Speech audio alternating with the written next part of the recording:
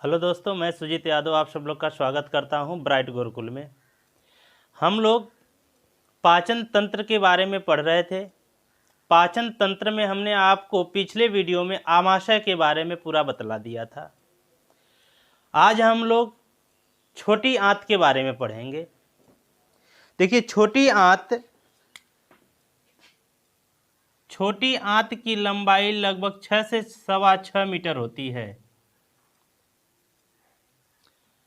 छोटी आंत की लंबाई 6 से 6.25 मीटर होती है। यह छोटी आंत की लंबाई होती है। छोटी आंत जो होता है हमारा, वह टोटल 3 भागों में बंटा होता है।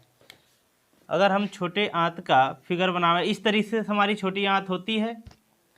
यहाँ से आगे वाले भाग को हम लोग कहा जाता है ग्रहणी या पक्वाशय, या इसी को ड्यूडेनम कहा जाता है। ड्यूडेनम कहा जाता है। ग्रहणी, प्रक्वाशय या ड्यूडेनम कहा जाता है। दूसरे वाले मिडिल भाग को, इसके बीच वाले भाग को कहा जाता है जेजुनम या अग्र क्षुद्रांत कहा जाता है, या जेजुनम कहा जाता है। और अंतिम भाग को क्षुद्रांत कहा जाता है। इलियम कहा जाता है।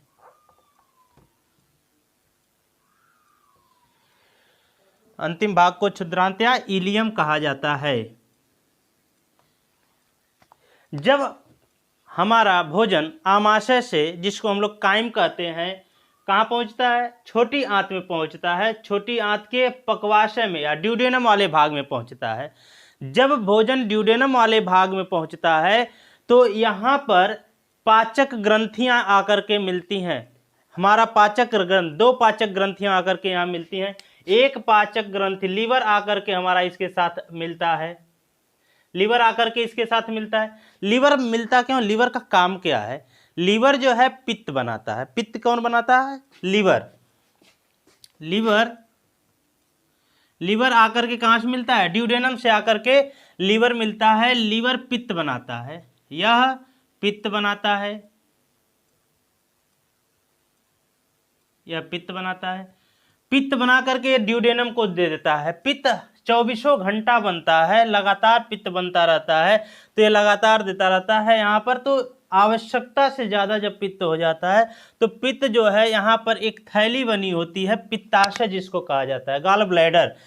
पित्त पित्ताशय में एकत्रित होता है। यह पित्त बनाता है और पित्त पित्ताशय में एकत्रित होता है।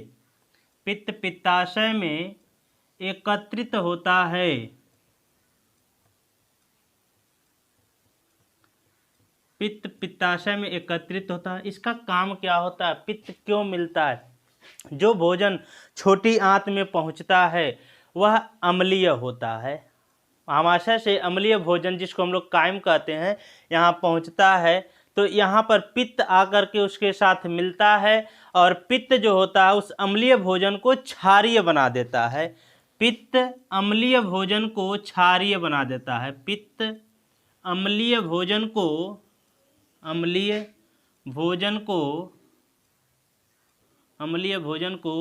क्षारीय बना देता है।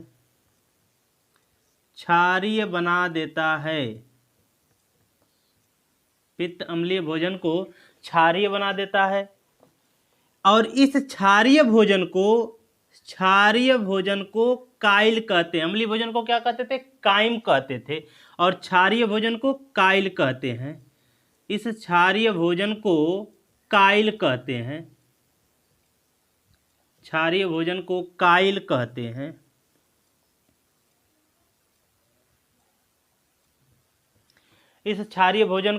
काइल कहते हैं। जो पित्त होता है वह प्रतिदिन लगभग 700 से 800 ml स्रावित होता है। पित्त प्रतिदिन पित्त प्रतिदिन लगभग 700 से 800 ml स्रावित होता है। 700 से 800 ml स्रावित होता है। पित्त का जो रंग होता है वह हरा होता है। पित्त का रंग कैसा होता है? पित्त का रंग हरा होता है। पित्त का रंग हरा होता है। हरा किसके कारण होता है? बिलीवर्डिन पिगमेंट के कारण हरा होता है। इसका हरा रंग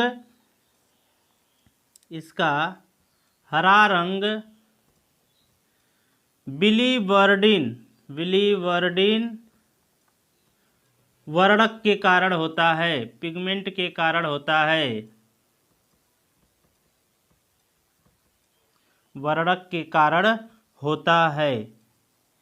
भाई लीवर क्या करता है? लीवर पित्त बनाता है। पित्त बना करके किसको देता है? छोटी आंत के पक्वाशय वाले भाग को, ड्यूडेनम वाले भाग को देता है। अधिक जो पित्त होता है वह पित्ताशय में एकत्रित हो जाता है। पित्त क्षारीय होता है, जो भोजन को क्षारीय बना देता है, और उस क्षारीय भोजन को हम लोग काइल कहते हैं। पित्त का रंग हरा होता है बिलीवर्डिन पिगमेंट के कारण। बिलीवर्डिन पिगमेंट के कारण इसका रंग क्या होता है? हरा होता है। इसमें और कोई पाचक एंजाइम नहीं पाया जाता है। इसमें कोई भी पाचक एंजाइम नहीं पाया जाता है, लेकिन एक काम करता है, इसमें कोई पाचक एंजाइम नहीं पाया जाता है। इसमें कोई पाचक एंजाइम नहीं पाया जाता है। कोई पाचक एंजाइम नहीं पाया जाता है, नहीं पाया जाता है। लेकिन यह वसा को पायसीकृत वसा में बदल देता है। लेकिन यह वसा को पायसीकृत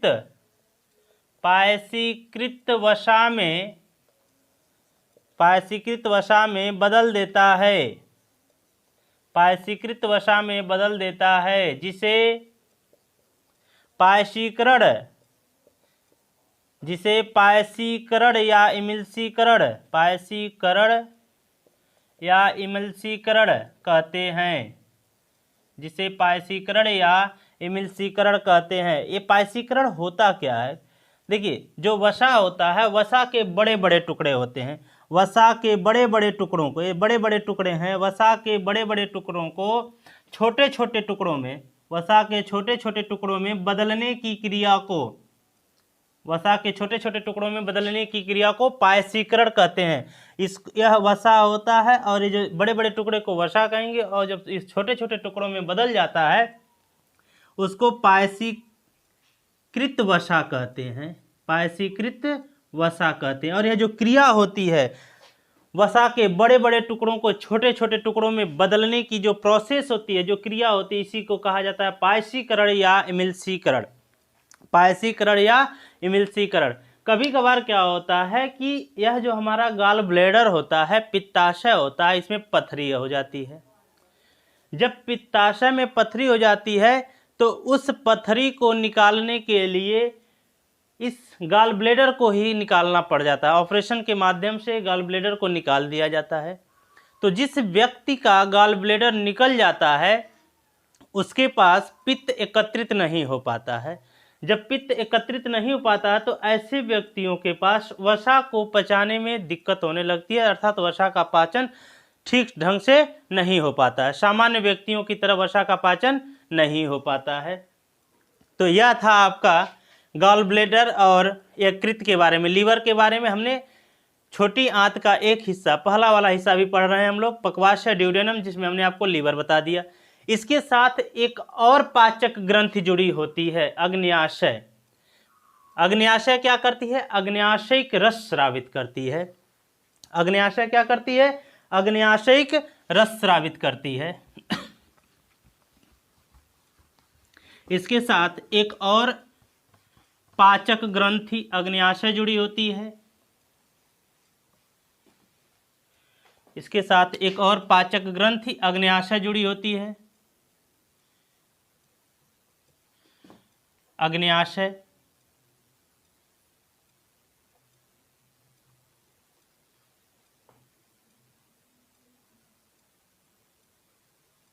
अग्न्याशय, अग्न्याशय का काम क्या होता है भाई?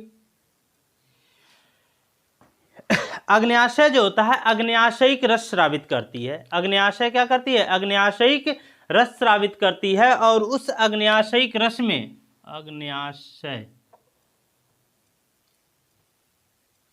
अग्न्याशयिक रस स्रावित करती है, अग्न्याशयिक रस स्रावित करती है।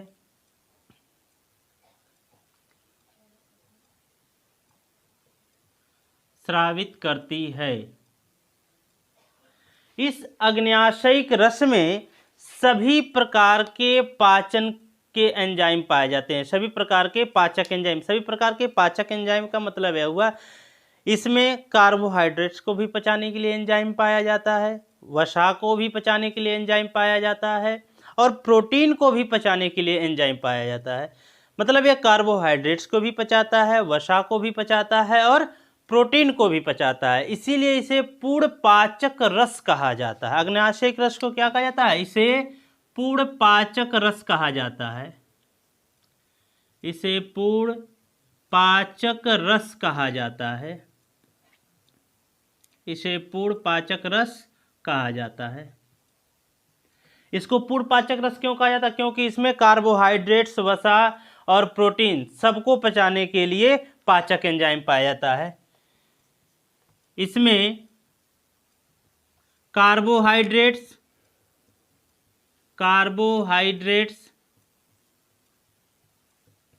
वसा, और प्रोटीन के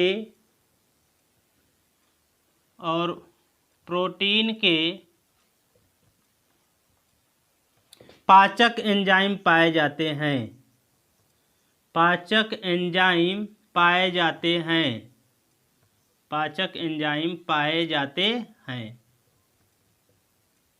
इसमें क्या होता है? कार्बोहाइड्रेट्स को भी पचाने के लिए एंजाइम पाया जाता है, वसा को भी पचाने के लिए एंजाइम पाया जाता है, और प्रोटीन को भी पचाने के लिए एंजाइम पाया जाता है। कौन कौन से एंजाइम इसमें मिलते हैं? देखिए, एमाइलेज मिलता है, लाइपेज मिलता है, और ट्रिप्सिन मिलता है। क्या क्या मिलता है? एमाइलेज,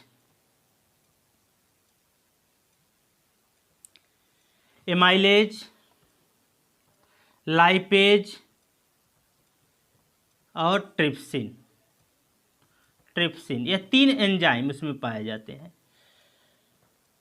अग्न्याशयिक रस में 3 एंजाइम कौन कौन से पाए जाते हैं? एमाइलेज पाया जाता है, लाइपेज पाया जाता है, और ट्रिप्सिन पाया जाता है। देखिए, एमाइलेज का काम क्या है? कार्बोहाइड्रेट्स का पाचन करना। आपको पता है कार्बोहाइड्रेट्स हमारे मुख में आधा पच चुका है। जब हमने कार्बोहाइड्रेट्स ग्रहण किया था तो उस कार्बोहाइड्रेट्स को लार ने किस में कन्वर्ट कर दिया था? डाइस्टेज और टॉयलिन ने मिल करके उसको मंड में, स्टार्च में बदल दिया था। तो यह क्या करता है? एमाइलेज उस मंड को, स्टार्च को माल्टोज में बदल देता है। एमाइलेज क्या करता है? स्टार्च को माल्टोज में बदल देता है। स्टार्च को किस में बदल देता है? माल्टोज में बदल देता है। और लाइपेज का काम क्या होता है? अभी वसा को पचाने के लिए लाइपेज का प्रयोग किया जाता है। वसा, अभी हमारे पास क्या था? पित्त ने उस वसा को पायसीकृत वसा में बदल दिया था। मतलब वसा के बड़े बड़े टुकड़ों को छोटे छोटे टुकड़ों में बदल दिया था। ये क्या करता है? पायसीकृत वसा को ग्लिसरॉल में बदल देता है। लाइपेज क्या करता है? पायसीकृत वसा को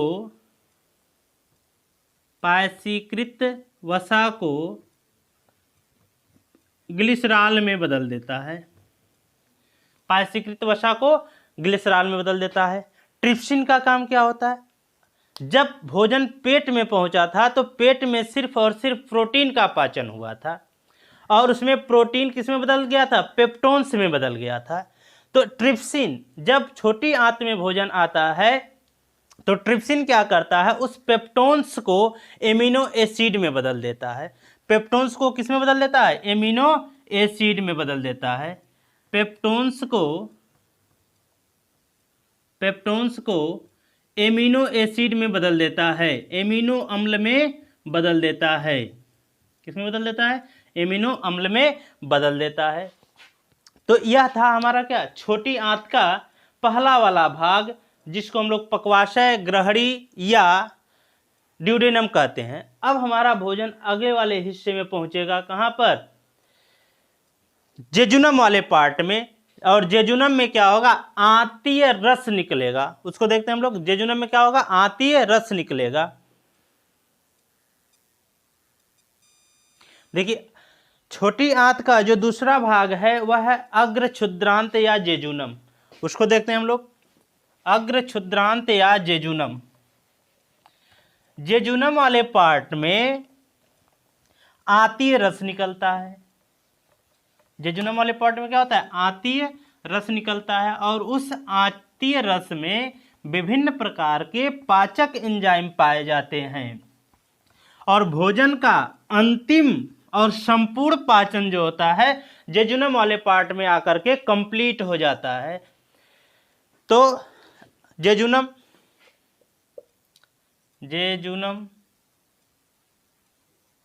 यह छोटी आंत का दूसरा भाग होता है, जहां पर भोजन आने पर आंतीय रस निकलता है और यहीं पर भोजन का संपूर्ण और अंतिम पाचन होता है। इसके बाद पाचन की क्रिया समाप्त हो जाती है। और आंतीय रस में, जेजुनम वाले पार्ट में क्या होता है? आंतीय रस निकलता है। आंतीय रस निकलता है। आंतीय रस निकलता है। और इस आंतीय रस में विभिन्न प्रकार के एंजाइम पाए जाते हैं। आंतीय रस में निम्न प्रकार के एंजाइम पाए जाते हैं। आंतीय रस में निम्न प्रकार के एंजाइम पाए जाते हैं। निम्न प्रकार के एंजाइम पाए जाते हैं। कौन कौन से एंजाइम पाए जाते हैं? देखिए, आंतीय रस में कौन कौन से एंजाइम पाए जाते हैं? माल्टेज पाया जाता है और लैक्टेज पाया जाता है। माल्टेज, लैक्टेज, इरेप्सिन पाया जाता है। कौन कौन सा पाया जाता है? माल्टेज,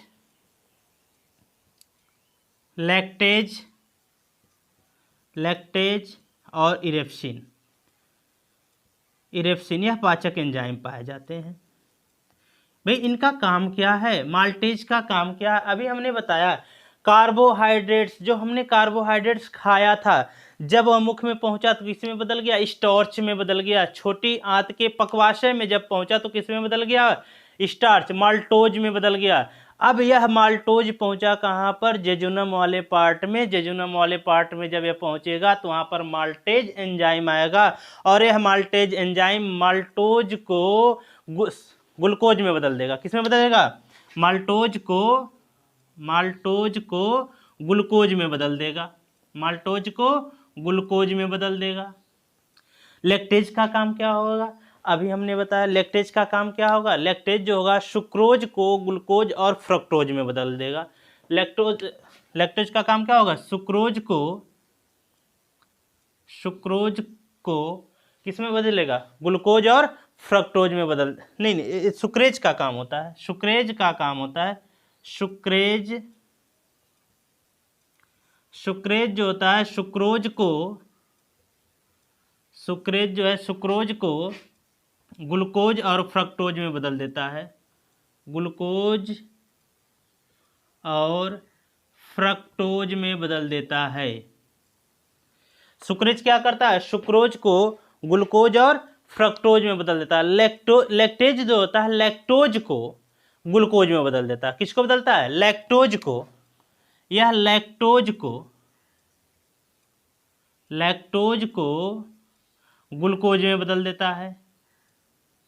लैक्टेज को ग्लूकोज में बदल देता है। इरेप्सिन का काम क्या होता है? इरेप्सिन जो होता है प्रोटीन जो बच जाता है, प्रोटीन पेट में नहीं पचा, छोटी आंत के अगले वाले भाग में, मान लीजिए ट्रिप्सिन से नहीं पचा, पेप्सिन से भी नहीं पचा, ट्रिप्सिन से नहीं पचा, तो बच करके अगर आ गया आगे, इरेप्सिन उसको पचाने का काम करता है। मतलब शेष प्रोटीन को पचाने का, मतलब बचे हुए प्रोटीन को किस में बदलेगा? एमिनो एसिड के रूप में बदल देगा।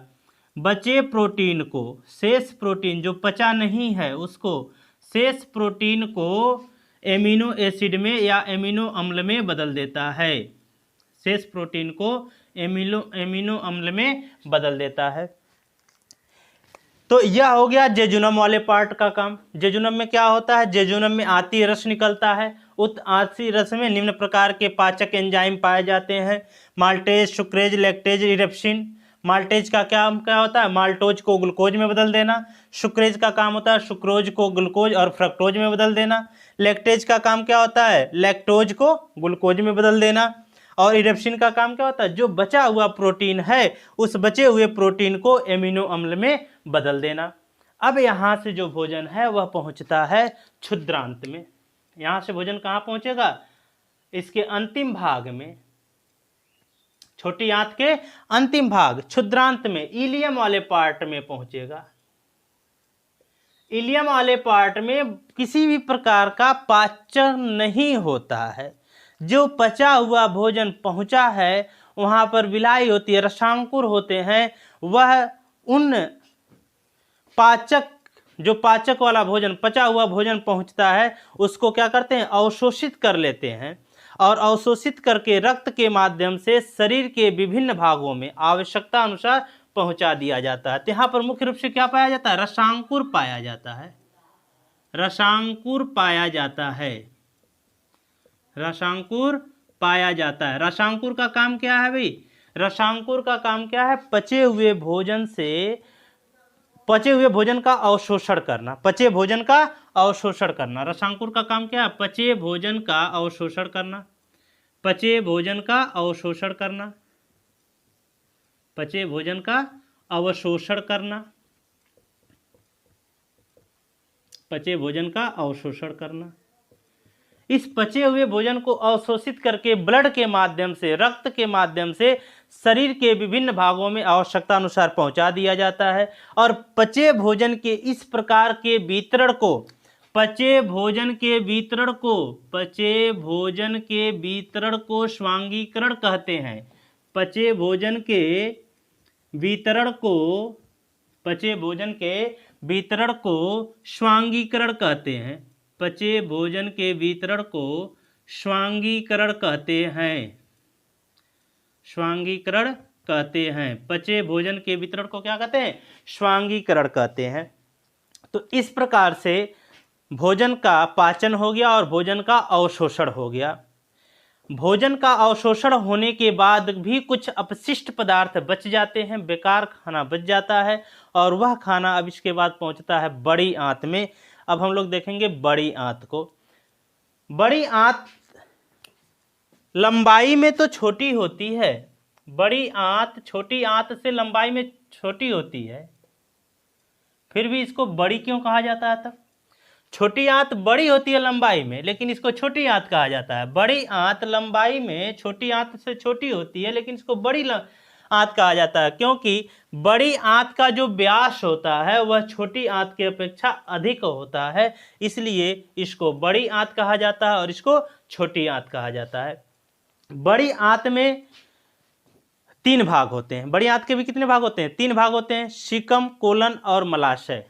सीकम, कोलन और मलाशय कौन कौन से होते हैं? सीकम, सीकम, कोलेन,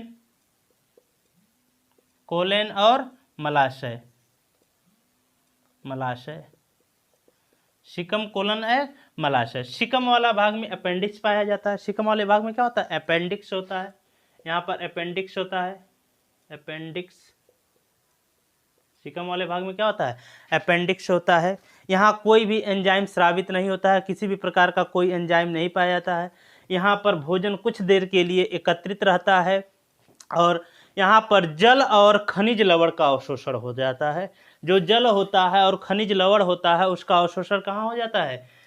बड़ी आंत में होता है। जल और खनिज लवण का अवशोषण होता है। जल और खनिज लवण का अवशोषण होता है। जल और खनिज लवण का अवशोषण होता है। जल और खनिज लवण का अवशोषण होता है। इसके बाद हमारा अगला हिस्सा आता है एनस, गुदा। गुदा का काम क्या होता है? जो अपचित भोजन होता है, बेकार खाना होता है, उसको एनस के माध्यम से बाहर निकाल दिया जाता है। अपचित भोजन को बाहर निकाल दिया जाता है। अपचित भोजन को बाहर निकाल दिया जाता है।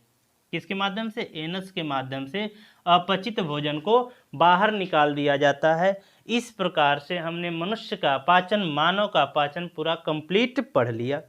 इसी प्रकार से और भी नए नए टॉपिक को पढ़ने के लिए आप हमारे चैनल को सब्सक्राइब करें और शेयर करें।